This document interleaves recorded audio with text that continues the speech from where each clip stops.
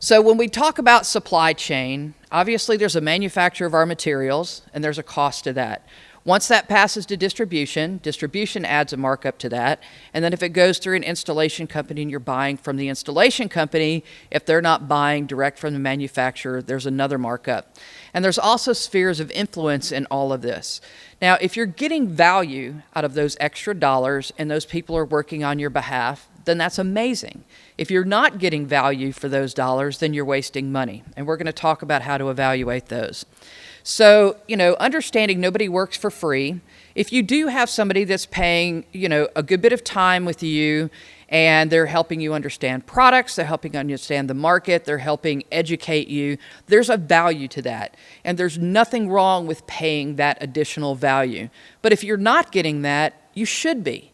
I will tell you this, every manufacturer has money set aside for training and education, for engineering folks like me to come around and spin their propeller in your office.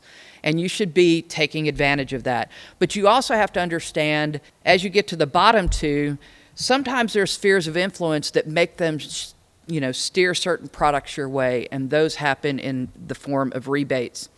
You also want to make sure that you understand how that entire supply chain works. If you're doing a bid on a project and you go out to an engineering firm and that engineering firm is getting a 3% commission for specifying a product that you're going to use, that 3% should be your money, not theirs.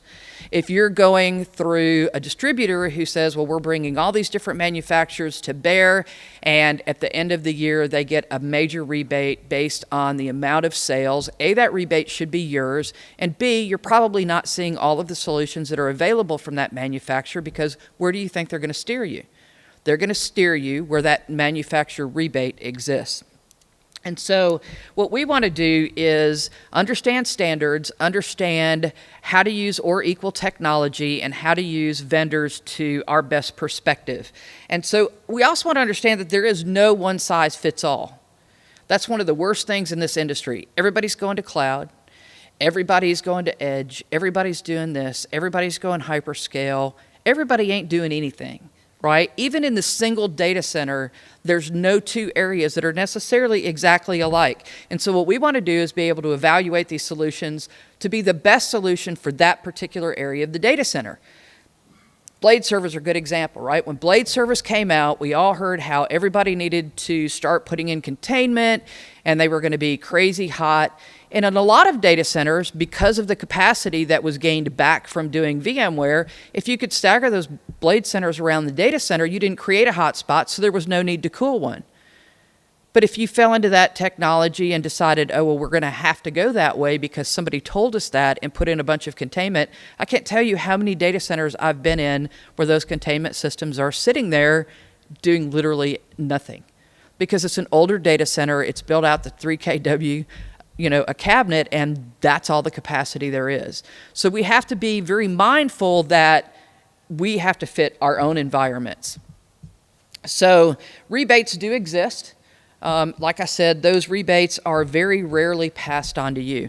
I did a format of this presentation at a procurement conference, and you thought I would have kicked a hornet's nest in the room because nobody in procurement thought that, that could ever be the case, and why weren't they getting the money? And honestly, you should be. Those rebates can range anywhere from 3 to 15%, depending on the vendor and depending on the incentive.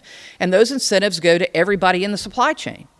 So that can be to your engineering firm, to the distribution house, all the way down the line. Now, if distribution is holding stock for you, then there is a value in that supply chain. If distribution is not holding stock and everything's being drop shipped to you, it is in your best interest to try to negotiate direct manufacturer pricing from the manufacturer. And then if you need to go through distribution, you can go back and have them bid the margins that they're going to take that business and carry the paperwork for you. Because at that point, they're literally not bringing any value. They're just adding their name to the paperwork. And what other sources of information do you have? There's a lot of places you can go outside of those people that have a sphere of influence to figure out what the best product is. There's a lot for standards, although I will say they are not the best reading. They are a really good cure for insomnia in most cases, but you can search online and you can get good, tidbits of information from those. If you've ever read an ASHRAE standard, it's pretty brutal. If you've ever read an IEEE standard, I help write them. They're brutal, but you can normally find what you need down to a certain piece of that standard, and we'll talk a little bit more about that as well.